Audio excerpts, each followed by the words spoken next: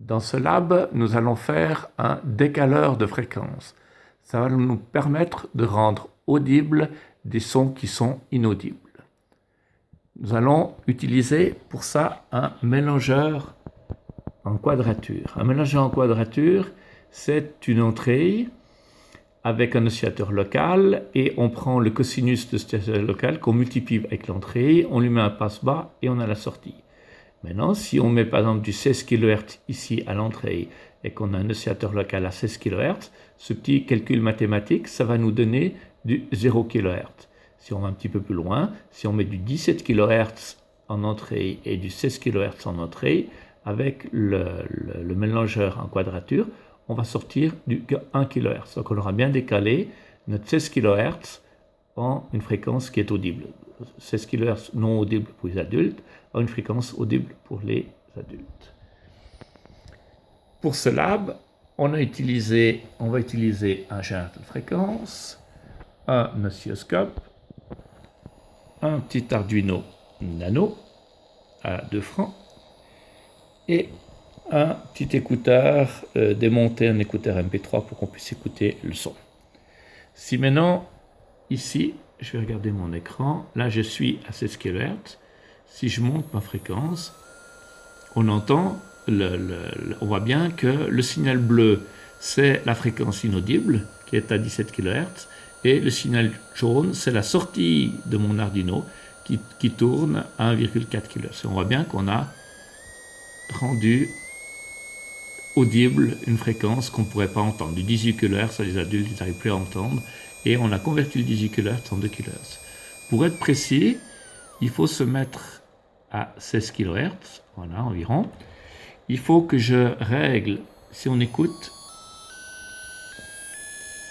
notre son, hein, on a des notes de musique. Il faut qu'elles descendent, les notes de musique. Donc on descend les notes de musique jusqu'on a une sonorité qui est presque plate. Si on va regarder la fréquence, voilà, là on est à 200 Hz.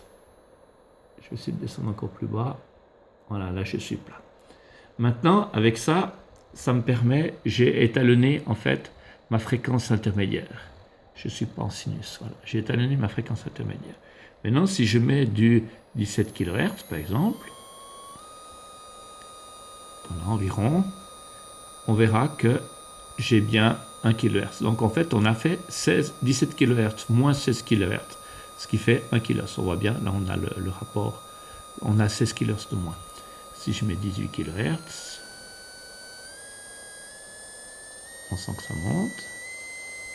Voilà, 18 kHz et j'ai 2 kHz. Donc on voit bien qu'on a fait un décalage de fréquence.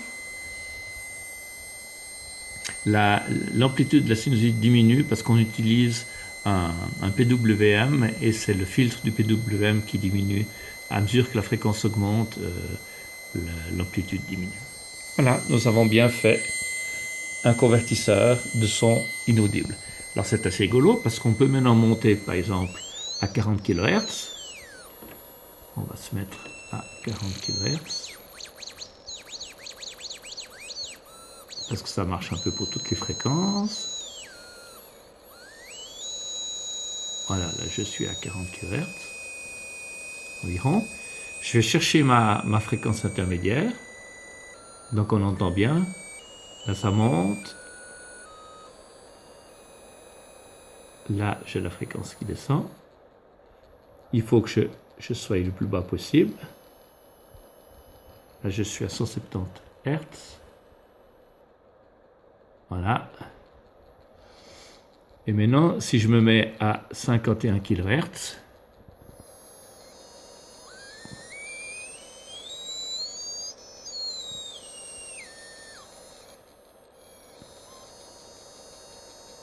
voilà, là je suis à 51 kHz environ. On ne voit pas comme ça. Là je suis à 52 kHz plutôt. Il est en train de déconner mon. Et là normalement je devrais être autour des 2. Ouais, j'étais mal réglé.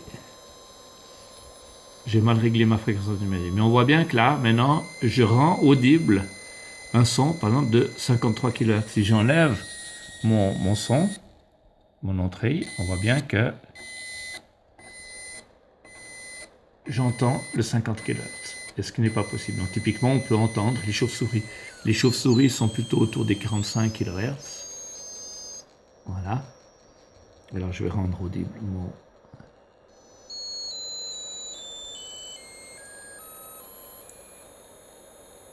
Voilà. Et là, j'entends mes chauves-souris.